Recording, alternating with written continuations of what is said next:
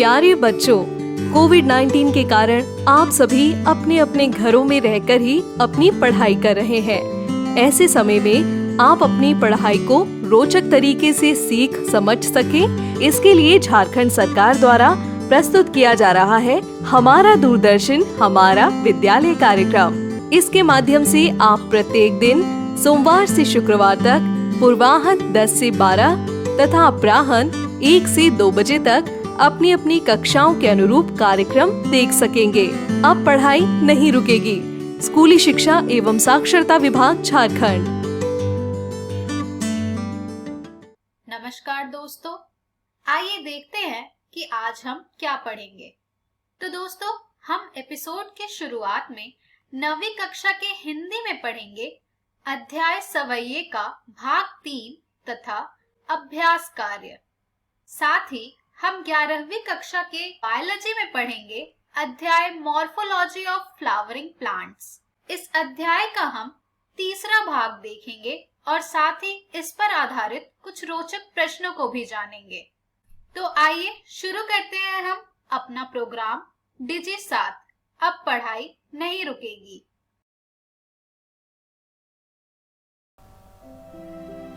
नमस्कार विद्यार्थियों, इस वीडियो में आपका बहुत बहुत स्वागत है। आज के इस वीडियो में हम रसखान के शेष सवैयों का अर्थ जानने वाले हैं। तो आइए विद्यार्थियों, बिना देरी के जानते हैं इस वीडियो के विषय बिंदु। आज के इस वीडियो में हम शेष सवैयों का प्रसंग जानते हुए उसका भावार्थ जानने का प्रयास करेंगे और उसे समझेंगे। तो आइए विद्यार्थियों, शुरू करते हैं ये वीडियो। रसखान ने तीसरे सवैये में श्री कृष्ण के जीवन के प्रति अपना प्रेम प्रकट किया है, और ये प्रेम जो है वह कवि ने प्रत्यक्ष रूप से नहीं बल्कि एक गोपी के माध्यम से प्रकट किया है। यानी यहाँ पर एक गोपी श्री कृष्ण के जीवन के प्रति अपना प्रेम प्रकट कर रही है, पर वह कृष्ण की मुरली से ईर्ष्या कर रही है। उसे कृष्ण की मुरली से ईर्ष्या है। क्यों है? क्योंकि जब श्री कृष्ण मुरली बजाते हैं, बांसुरी बजाते हैं, तो वह किसी भी गोपी पर ध्यान नहीं देते, इसीलिए गोपियों को मुरली से ईर्ष्या है।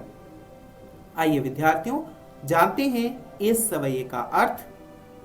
सवैया है, मोर पखा सिर ऊपर राखी हो, गुंजकी माल गरे पहरूंगी, ओढ़ी पितांबर ले लकुटी बन, गोधन ग्वारिन संग फिरूंगी। यहाँ पर मोर पखा का अर्थ होता है मोर पंख से बना हुआ एक विशेष प्रकार का मुकुट। राखी हो यानी रखूंगी। गुंज, गुंज एक प्रकार का जंगली फूल होता है। और गरे पहरूंगी से मतलब गले में पहनूंगी। ओढ़ी पितांबर यानी पीले वस्त्र को ओढ़कर। ले लकुटी, लकुटी का मतलब लाठी। गोधन यानी गाय रूपी धन। और ग्वारिन यानी ग्वालों। फिरूंगी यानी फिरूंगी। तो इस प्रकार इस पंक्ति का अर्थ निकला कि मोर पंख से बना हुआ मुकुट मैं अपने सर पर पहनूंगी और गले में गुंज फूलों की माला पहनूंगी, क्योंकि श्री कृष्ण भी ऐसा करते हैं। श्री कृष्ण को भी मोर पंख से बना मुकुट पहनना बहुत पसंद है और गले में गुंज की माला पहनना भी बहुत पसंद है। कहती है कि मैं श्री कृष्ण के पीले वस्त्र पहनकर, हाथ में लाठी लेकर और ग्वालों के संग गाय के साथ फिरूंगी, यानी गायों को चराऊंगी, कृष्ण जैसा व्यवहार करूंगी। आगे वे कहती है, भाव तो वो ही मेरो रस खानी, सो तेरे कहे सब स्वांग करूंगी, या मुरली मुरलीधर की अधारन, धरी अधराना धरोंगी। भावतों का अर्थ होता है अच्छा लगने वाला, और वो ही का अर्थ होता है जो कुछ। स्वांग का अर्थ होता है रूप धारण करना। मुरलीधर यहाँ कृष्ण के लिए कहा गया है, क्योंकि कृष्ण मुरली धारण करते हैं, इसलिए उन्हें मुरलीधर कहा जाता है। अधरा यानी होठों पर। और धरूंगी यानी रखूंगी। इस प्रकार इन पंक्तियों का अर्थ होगा कि श्री कृष्ण को अच्छे लगने वाला, यानी जो कुछ काम श्री कृष्ण को अच्छा लगता है मैं वह सारा काम करूंगी, मैं वैसा ही रूप धारण कर लूंगी जैसा श्री कृष्ण को पसंद है, किंतु मैं श्री कृष्ण की उस मुरली को अपने होठों पर नहीं धारण करूंगी, श्री कृष्ण की उस मुरली को अपने समक्ष न आने दूंगी। क्यों? क्योंकि वह यहाँ पर उससे ईर्ष्या कर रही है, उसे जलन हो रही है, क्योंकि वह श्री कृष्ण के बहुत समीप है और श्री कृष्ण उसके प्रभाव में आकर सबको भूल जाते हैं। चौथे सवैये में कवि ने एक गोपी के माध्यम से श्री कृष्ण की मुस्कान की मधुरता का वर्णन किया है।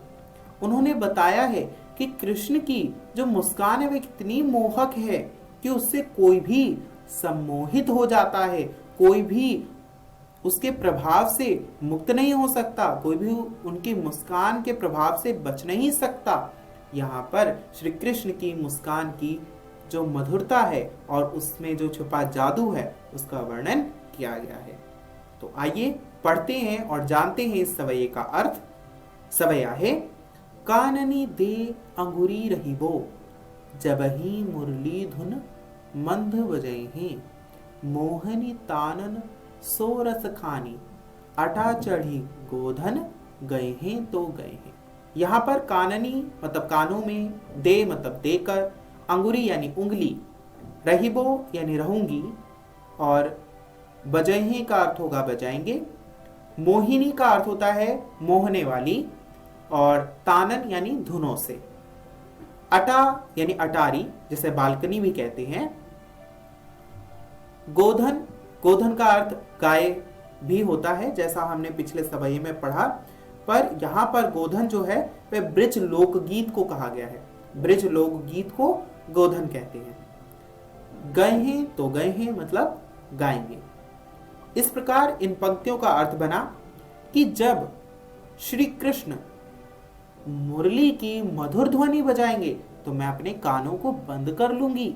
ये कौन कह रहा है? ये कह रही है एक गोपी अपनी मां से कि जब श्री कृष्ण बांसुरी मधुर धुन बजाएंगे तो वह अपने कानों को बंद कर लेगी और चाहे वह अटारी पर चढ़कर मधुर तान से गोधन यानी एक विशेष प्रकार का लोकगीत गाते ही रह जाएं, पर मैं उनकी ओर ध्यान नहीं दूंगी। आगे कवि कहता है और आगे कवि गोपी की बात रखते हुए कहता है, तेरी कहो सगरे ब्रज लोगनी, कालही को कितनो समझे, माई रीवा मुख की मुस्कानी, सम्हारी ना जहे ना जहे ना जहे। तेरी का अर्थ होता है पुकारना, बुलाना, सिगरे यानी सारे, कालही, कालही यानी कल, समझे हैं यानी समझाएंगे, मायरी यानी हे मां, वा यानी उसकी, संहारी या संभालना, ना जहे यानी नहीं जाएगी। अब यहां पर जो गोपी है वह कहती है कि चाहे कल को कितना ही ब्रज के लोग मुझे बुला बुला कर समझाना चाहें कि श्री कृष्ण का गीत कितना मधुर है, आओ उसे सुनो, मैं नहीं सुनूंगी, मैं उस तरफ ध्यान नहीं दूंगी। पर अंत में वह कहती है कि श्री कृष्ण की जो मुस्कान है वह मेरी कमजोरी है, कि जब श्री कृष्ण मुस्काएंगे तो हे मां, मैं श्री कृष्ण की उस मुस्कान को नहीं संभाल पाऊंगी, नहीं संभाल पाऊंगी, नहीं संभाल पाऊंगी। यहाँ पर 3 बार एक ही पद का प्रयोग हुआ है, तो यहाँ पर पुनरुक्ति प्रकाश अलंकार का प्रयोग हुआ है। विद्यार्थियों, मुझे आशा है कि आपको यह वीडियो अच्छा लगा होगा और इसमें प्रयुक्त अलंकार इत्यादि का वर्णन जब हम अलंकार प्रकरण करेंगे तो हम पढ़ेंगे। आइए जानते हैं कि हमने इस वीडियो में क्या देखा। इस वीडियो में हमने जाना कि गोपियां कृष्ण की मुरली से किस प्रकार की घृणा करती हैं, ईर्ष्या रखती हैं और मुरली को क्यों नहीं धारण करना चाहती। साथ ही हमने श्री कृष्ण की मुस्कान का जादू कैसा होता है यह भी जाना। विद्यार्थियों, मुझे आशा है कि आप इन सवैयों को घर से पढ़कर आए होंगे। यदि अभी तक आपने नहीं पढ़ा तो घर जाकर अवश्य पढ़ लीजिएगा। इस वीडियो को देखने के लिए बहुत बहुत धन्यवाद।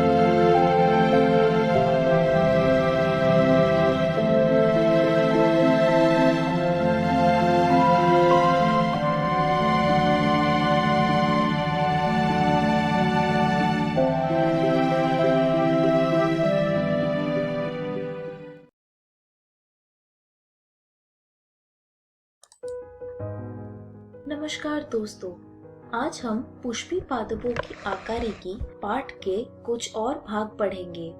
इस वीडियो में हम पढ़ेंगे पुष्पक्रम, पुष्प और पुष्प के भाग के बारे में। पुष्पक्रम फल का एक रूपांतरित प्ररोह है, जहां पर प्ररोह का शीर्ष मेरिस्टम पुष्पी मेरिस्टम में परिवर्तित हो जाता है। पौड़ियां लंबाई में नहीं बढ़ती और अक्ष दबकर ही रह जाता है। गांठों पर क्रमानुसार पत्तियों की बजाय पुष्पी उपांग निकलते हैं। जब प्ररोह शीर्ष फूल में परिवर्तित होता है तब वह सदैव अकेला होता है। पुष्पी अक्ष पर फूलों के लगने के क्रम को पुष्पक्रम कहते हैं। शीर्ष का फूल में परिवर्तित होना है तथा अथवा सतत रूप से वृद्धि करने के आधार को पुष्पक्रम पर पुष्पक्रम को दो प्रकार में बांटा गया है, असीमाक्षी और ससीमाक्षी। असीमाक्षी गुच्छेदार प्रकार के पुष्पक्रम के प्रमुख अक्ष में से सतह वृद्धि करता है। फूल पार्श्व अग्राभिसारी क्रम में लगे रहते हैं। ससीमाक्षी पुष्पक्रम में प्रमुख अक्ष के शीर्ष पर फूल लगता है, इसलिए इसमें सीमित वृद्धि होती है। फूल तलाभिसारी क्रम में लगे रहते हैं, जैसा आप इस चित्र में देख सकते हैं। पुष्प एंजियोस्पर्म में पुष्प यानी फूल एक बहुत महत्वपूर्ण ध्यानकर्षी रचना है। यह एक रूपांतरित प्ररोह है जो लैंगिक जनन के लिए होता है। यह प्ररूपी फूल में विभिन्न प्रकार के विन्यास होते हैं जो क्रमानुसार फूले हुए पुष्पात, जिसे पुष्पासन कहते हैं, उस पर लगे रहते हैं। ये हैं कैलिक्स, कोरोला, पुमंग तथा जायांग। कैलिक्स तथा कोरोला सहायक अंग है, जबकि पुमंग तथा जायांग लैंगिक अंग है। फूलों जैसे प्याज में कैलिक्स तथा कोरोला में कोई अंतर नहीं होता है। इन्हें परिदल पुंज यानी पेरियंथ कहते हैं। जब फूल में पुंकेसर तथा पुमंग दोनों ही होते हैं, तब उसे द्विलिंगी अथवा अभ्यलिंगी कहते हैं। यदि किसी फूल में केवल पुंकेसर अथवा अंडप हो तो उसे एक लिंगी कहते हैं। सममिति में फूल त्रिज्य सममिति, नियमित अथवा एक व्यास सममिति यानी द्विपार्श्विक हो सकते हैं। त्रिज्य सममिति, जब किसी फूल को दो बराबर भागों में विभक्त किया जा सके तब उसे त्रिज्य सममिति कहते हैं। इसके उदाहरण है सरसों, धतूरा और मिर्च। एक व्यास सममिति, लेकिन जब फूल को केवल एक विशेष ऊर्ध्वाधर समतल से दो समान भागों में विभक्त किया जाए तो उसे एक व्यास सममिति कहते हैं। इसके उदाहरण है मटर, गुलमोहर, सेम, केसिया आदि। जब कोई फूल बीच से किसी भी ऊर्ध्वाधर समतल में से दो समान भागों में विभक्त ना हो सके तो उसे असममिति अथवा अनियमित कहते हैं, जैसे कि केना। एक पुष्प तृतीय, चतुष्टयी, पंचतेय हो सकता है यदि उसमें उनके उपांगों की संख्या 3, 4 अथवा 5 के गुणांक में हो। जिस पुष्प में सहपत्री होते हैं यानी पुष्प वृंत के आधार पर छोटी छोटी पत्तियां होती है, उन्हें सहपत्री कहते हैं, और जिनमें सहपत्री नहीं होती उन्हें सहपत्रहीन कहते हैं। पुष्प वृंत पर कैलिक्स, कोरोला, पुमुंग तथा अंडाशय के सापेक्ष स्थिति के आधार पर पुष्प अधोजायांगता यानी हाइपोगाइनस, पेरिजायांगता यानी पेरिगाइनस तथा अधिजायांगता यानी एपिगाइनस कहते हैं। अधोजायांगता यानी हाइपोगाइनस। अधोजायांगता में जायांग सर्वोच्च स्थान पर स्थित होता है और अन्य अंग नीचे होते हैं, जैसा कि आप इस चित्र में देख सकते हैं। इसके उदाहरण है सरसों, गुड़हल तथा बैंगन। परिजायांगता में अंडाशय मध्य में होता है और अन्य भाग पुष्पासन के किनारे पर स्थित होते हैं तथा ये लगभग समान ऊंचाई तक होते हैं। इसमें अंडाशय आधा अधोवर्ती होता है। इसके सामान्य उदाहरण है प्लम, गुलाब और आड़ू। अधिजायांगता यानी एपिगाइनस। अधिजायांगता में पुष्पासन के किनारे ऊपर की ओर वृद्धि करते हैं तथा वे अंडाशय को पूरी तरह घेर लेते हैं और इससे संलग्न हो जाता है। फूलों के अन्य भाग अंडाशय के ऊपर उगते हैं। इसके उदाहरण है सूरजमुखी, अमरूद और घिया। पुष्प के भाग। प्रत्येक पुष्प में 4 चक्र होते हैं, जैसे कैलिक्स, कोरोला, पुमंग तथा जायांग। कैलिक्स पुष्प का सबसे बाहरी चक्र है और इसकी इकाई को बाह्यदल कहते हैं। कैलिक्स संयुक्त बाह्यदली यानी जुड़े हुए बाह्यदल अथवा पृथक बाह्यदली यानी मुक्त बाह्यदल होते हैं। कोरोला दल पंखुड़ी का बना होता है। दल प्राय चमकीले रंगदार होते हैं। एक परागण के लिए कीटों को अपनी ओर आकर्षित करते हैं। जहाँ तक आकृति का संबंध है, वे नलिकाकार, घंटाकार, कीप के आकार का तथा चक्राकार हो सकता है। पुष्पदल विन्यास। पुष्पकली में उसी चक्र के अन्य इकाइयों के सापेक्ष बाह्य दल अथवा दल के लगे रहने के क्रम को पुष्पदल विन्यास कहते हैं। पुष्पदल विन्यास के प्रमुख प्रकार कोरस्पर्शी, व्यावर्तित, कोरछादी और वैक्सिलरी है।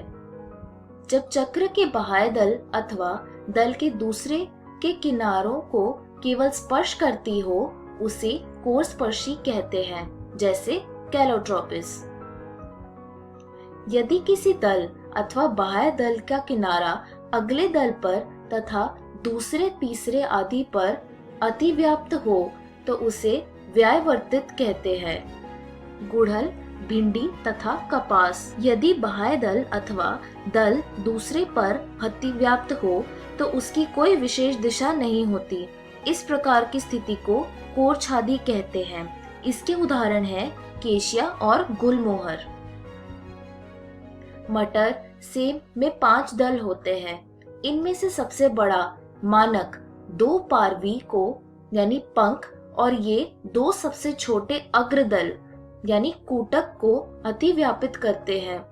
इस प्रकार के पुष्पदल विन्यास को वैक्सेलरी अथवा पेपिलियोनेसियस कहते हैं। पुमंग। पुमंग पुंकेसरों से मिलकर बनता है। प्रत्येक पुंकेसर जो फूल के नर जनन अंग है, ये तंतु तथा एक परागकोश होता है। प्रत्येक परागकोश प्राय द्विपालक होता है और प्रत्येक पाली के 2 कोष्ठक परागकोश होते हैं। परागकोश में पराकण होते हैं। बंध्य पुंकेसर जनन करने में असमर्थ होते हैं और वे स्टेमिनेट कहलाते हैं। पुंकेसर फूल के अन्य भागों जैसे दल अथवा आपस में ही जुड़े रह सकते हैं। जब पुंकेसर दल से जुड़े होते हैं तो उसे दल लग्न यानी एपिपेटलस कहते हैं, जैसे बैंगन में। यदि परिदल पुंज से जुड़े हो तो उसे परिदल लग्न यानी एपिफिलस कहते हैं, जैसे लिली में। फूल में पुंकेसर मुक्त यानी बहुपुंकेसरी अथवा जुड़े हो सकते हैं। पुंकेसर एक गुच्छे अथवा बंडल यानी एक संघी जैसे गुड़हल में है, अथवा 2 बंडली द्विसंघी जैसे मटर में, अथवा 2 से अधिक बंडल बहुसंघी जैसे सिट्रस में हो सकती है। उसी फूल के तंतु की लंबाई भी भिन्नता में हो सकती है, जैसे सेल्विया तथा सरसों में। जायांग। जाया फूल के मादा जनन अंग होता है। यह एक अथवा अधिक अंडक से मिलकर बनता है। अंडक के 3 भाग होते हैं, वर्तिका, वर्तिकाग्र तथा अंडाशय। अंडाशय का आधारी भाग फूल हुआ होता है जिस पर एक लंबी नली होती है जिसे वर्तिका कहते हैं। वर्तिका अंडाशय को वर्तिकाग्र से जोड़ती है। वर्तिकाग्र प्राय वर्तिका की चोटी पर होता है और परागकरण को ग्रहण करती है।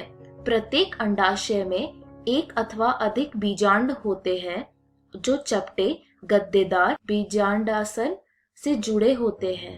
जब 1 से अधिक अंडक होते हैं तब वे पृथक मुक्त हो सकते हैं, जैसे गुलाब और कमल में। इन्हें व्युक्तांडपी यानी एपोकार्पस कहते हैं। जब अंडक जुड़े होते हैं जैसे मटर तथा टमाटर में, तब उन्हें युक्तांडपी यानी सिनकार्पस कहते हैं। प्लेसेंटेशन।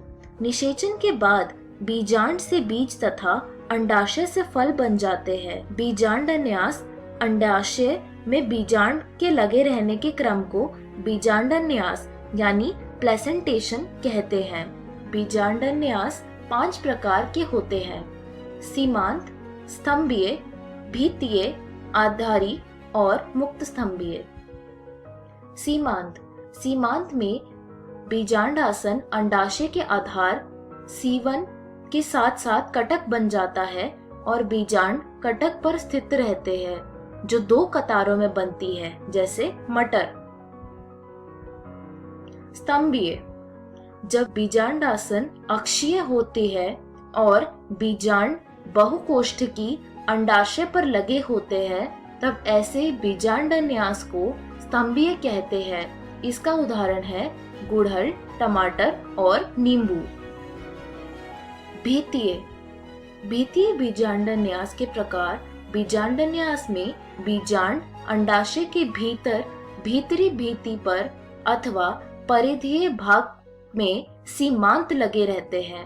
अंडाशय एक कोष्ठक होता है, लेकिन आभासी पट बनने के कारण दो कोष्ठक में विभक्त हो जाता है। इसके उदाहरण है क्रूसीफर यानी सरसों तथा आर्जीमोन।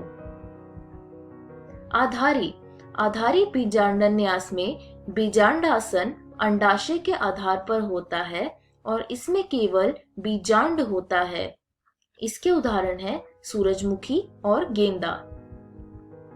मुक्त स्तंभीय, जब बीजांड केंद्रीय कक्ष में होते हैं और यह पुट्टीय नहीं होती, जैसे कि डायंथस तथा प्रिमरोज में, तब बीजांडन्यास को मुक्त स्तंभीय कहते हैं। इस वीडियो में हमने सीखा पुष्पक्रम, पुष्प और पुष्प के भाग के बारे में। अगली वीडियो में हम पढ़ेंगे फल, बीज और एक प्रारूपी पुष्पी पादप यानी एंजियोस्पर्म का अर्थ तकनीकी विवरण। धन्यवाद।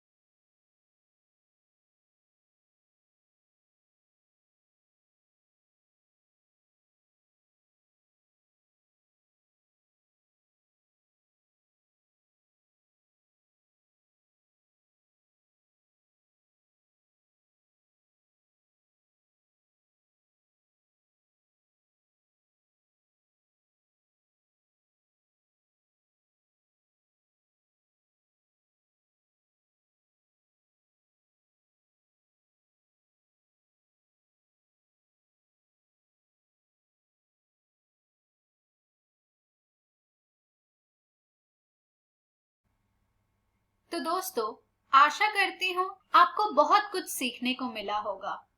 आइए देखते हैं कि आज हमने क्या पढ़ा।